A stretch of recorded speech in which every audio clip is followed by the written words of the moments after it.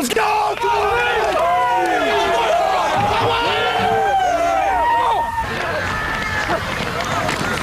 The tunnel of players, and Buffalo goes to work. Jason Upsall to Cole Bryan. Nice catch, sets up the first touchdown. Upsall will find number 11, Ryan Watkins, in the corner of the end zone to make it 6-0 in favor of the Bison. The Panthers will come right back. They won this game last year. They know what's at stake. Derek Krause is their quarterback. He will give it off on the option play to number 34, Bob Roloff, and you'll see what happens. Roloff takes off on a 24-yard score with the extra point. The Panthers take the lead in this game 7-6. But Upsall had a big night, not only running the football, but throwing the ball. Second quarter, back to pass, watch him scramble. He's number 5, and he'll get loose for a nice gain, and he'll set up a short touchdown run. Tonight, Upsall had 8 carries for 118 yards for the Bison. This sets up a touchdown run coming up by number 21, Justin Schrader. He'll barely get the ball across the plane of the end zone to give Buffalo a halftime lead of 12-7. Here's the touchdown, and he barely gets it across, fumbles the ball, but they call it a touchdown. Buffalo in front.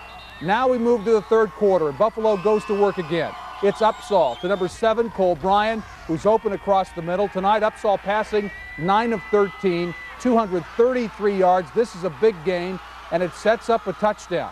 Upsall again at the quarterback. He'll take it in from 17 yards out, and with the 2-point conversion, Buffalo in control in this one, 20-7. But he wasn't done on the night. Once again, the combination of Upsall to Bryan. This one will cover 24 yards, and Buffalo will win the football game as we see the crowd going crazy. Here it is, the touchdown pass to put them up to stay. Final 33-7, Buffalo winning at home tonight, and let's hear from the winners. Guys, they opened up the holes all night. You know, I didn't have a guy 5 yards from me most of the night, so that was the biggest thing, you know. And we got such talented wide receivers and backs that really opened up our running game. Tonight it took everybody. Spring Lake Park is awfully tough, and they run the ball so well. They really were running us over at the beginning of the game. We couldn't stop them. They're an awfully tough group. We caused a big fumble when they were going in on the second drive. But we played 45 kids tonight. We were shot. We lost our fullback, Isaac Olson, broke his leg, and but we got 2 sophomore goes in and does a good job. Just a great team effort, and I don't know what else to say, but it was a lot of fun. Great game, great high school football game. In a contest matching 2 of the most high-powered offenses in the state, defense was dominant on both sides of the ball. And in the early going, it's Eden Prairie's defense forcing a pair of Panther turnovers. Uncharacteristically, however, the Eagles couldn't turn those breaks into points. Mark Bittner misses from 46 yards out, and this game is scoreless after 1. In the second, Lakeville blocks an Eden Prairie punt, and the Panthers are on the prowl at the Eagle 29. But 3 plays net just 2 yards, and Lakeville forced to settle for Dustin Brannon's 46-yard field goal that the refs ruled bounces in off the inside of the upright, a fact vigorously disputed by Eden Prairie coach Mike Grant. So after half of wasted opportunities, Eden Prairie finds themselves trailing 3-0 at the half. What remains to be seen is whether the Eagles have another fantastic finish left in them. The third quarter features more of the same teeth-rattling defense.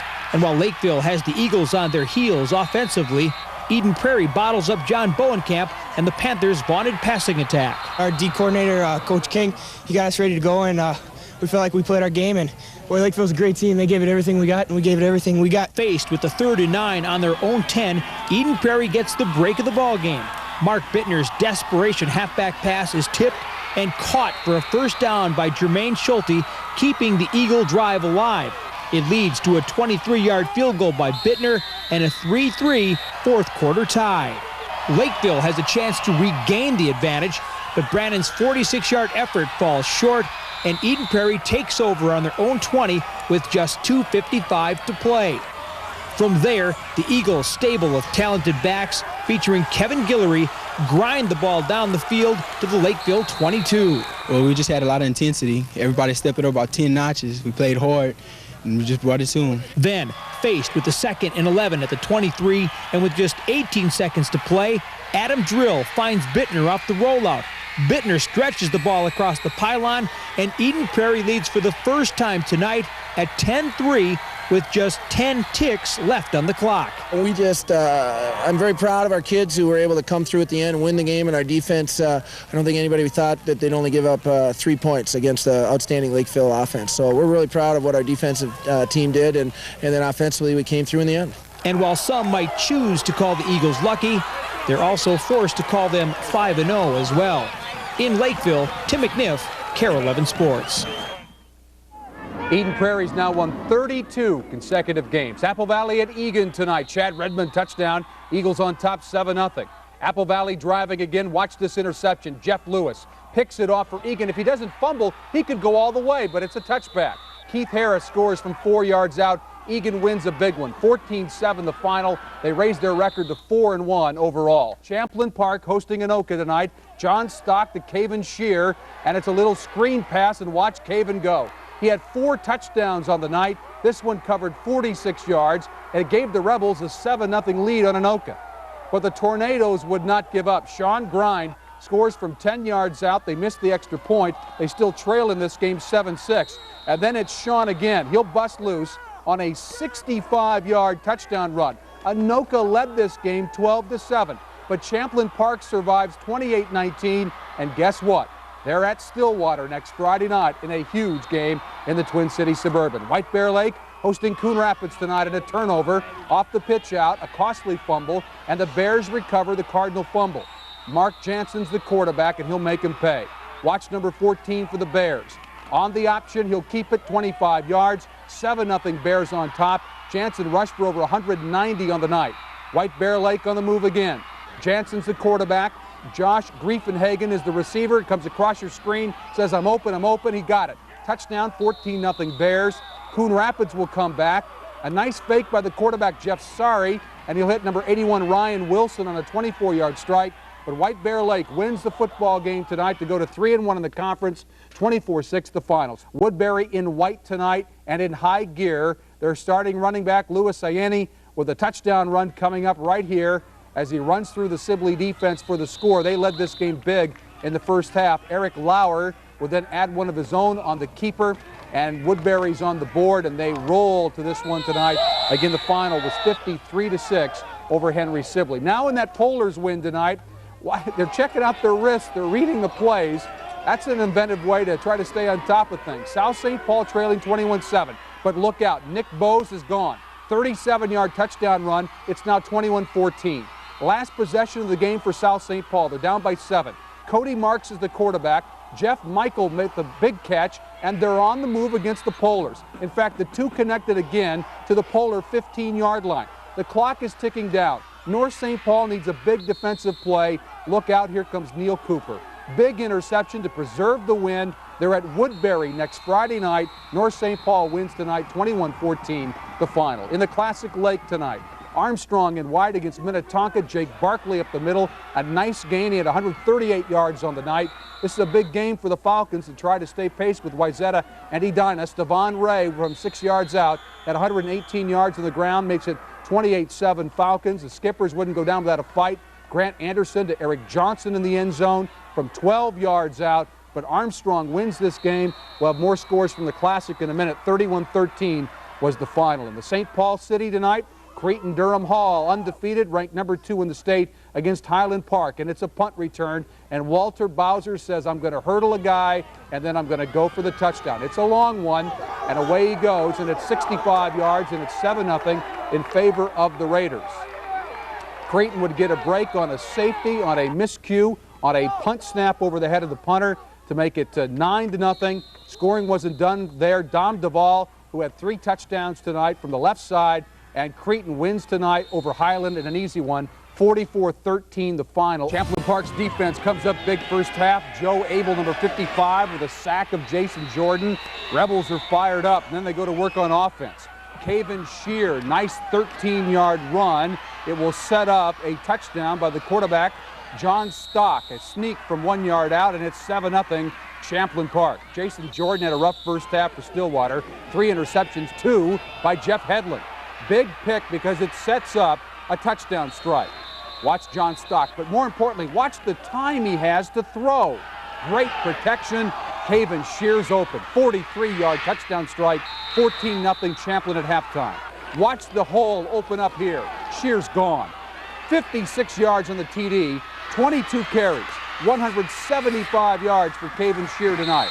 Jason Jordan to Andy Berg in the corner of the end zone, but it's too little, too late. Champlain Park is back in the race, beating both Blaine and Stillwater. 21-7 the final tonight, and let's hear from the winners. Well, it was a real important both in the conference race in the Twin Cities Suburban National and in the section seeding for us. And I guess the key to this game for us was our defense came to play. For several weeks, we haven't had great defensive efforts. We've had inconsistent. Sometimes they were real good, sometimes they weren't so good. But tonight they played a real solid game, and I hope they realize that if they play like this with that intensity, they can have this result most of the time. We knew they were going to pass a lot against us because we've been, under some heat for our passing coverage, but we stepped it up tonight, and that's what we needed to do. Big hype. We had to come in here and win. I'm saying this is pretty much for the conference because us and Stillwater are both, 5-1 now? And I mean, Blaine and White Bear are still in it, but this was a big game for us, and their coach called our defense to step up to the challenge, and our defense did awesome. Suburban game. Mounds View against White Bear Lake. Don Eustace had a big night for Mounds View, but so did this guy, Mark Jansen, the quarterback for White Bear Lake. The junior breaks a bunch of tackles, but watch this touchdown. He's wrapped up by number 56, but then breaks loose and goes the other way. It's a touchdown for Jansen, but Mounds View would win the football game. Eustace scored 3 times, and then Todd Borderwick went to work. He's number 28, and he's gone down the sidelines. You're going to lose him in this mass of players, but Borderwick with a long touchdown run. Mounds View wins this game 35-21. The Mustangs are now 5-1 on the season. Big game in the North Suburban, or the St. Paul Suburban Conference. North St. Paul against Woodbury, and Louis Ayeni with a 27-yard touchdown run. He had 19 carries, 203 yards, and 2 scores for Woodbury tonight, and he was the difference maker. Ayeni again will score on a short touchdown run coming up to make it 28-0 Royals. They're rated number 8 in the big school class this week. Polar quarterback Phil Ashfield hits Ryan Bergstrom on a 26-yard scoring strike to cut it to 28-7. Then Ashfield will pitch it back to John Dusen. Dusen will go off tackle 35 yards for the score, but it's too little too late. Woodbury wins the game tonight 45-28 to remain undefeated. You'll see the big offensive linemen as they head out onto the field. Tepe did not score on the first play from scrimmage. He had done that for the first 5 games of the year, but a nice run right here. Thomas on the night, 25 carries, 195 yards, and a touchdown. This one breaks the St. Paul City Conference career scoring record set by Tommy Reynolds of Johnson at 236. Tepe had 4 touchdowns tonight. He kicked 3 extra points. 54-0 the final. He has 259 career points heading into next Friday's game against Harding at the Dome. Creighton beat Arlington today. Tough defense. Phil Archer, the linebacker, with a loss on the play. Archer's one of the best in the Twin Cities. Raiders offense goes to work. Dan Salmon, great catch by Andy Fleming. One-handed hauls it in. 27 yards to make it 6-0. Salmon threw the ball well. Nick Thompson on this play picking up 14 yards. It sets up a touchdown by Creighton. Again, Salmon, this time to Walter Bowser. 20-0 at this point. The final was 33-7. Creighton, number 2 rated in the state, rolls along. And this was a dandy. Both teams 4-1 in the conference coming in. They couldn't rip the banner right. Maybe that was a sign of things to come for Egan. Look at this. Adam Keeler, Jeff Ruckdashel, touchdown, lightning strike, 7-0.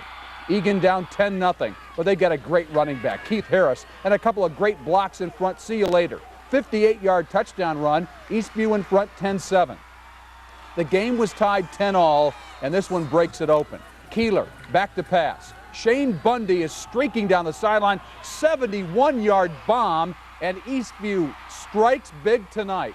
34-31 win on the road at Egan tonight. Eastview now 5-1.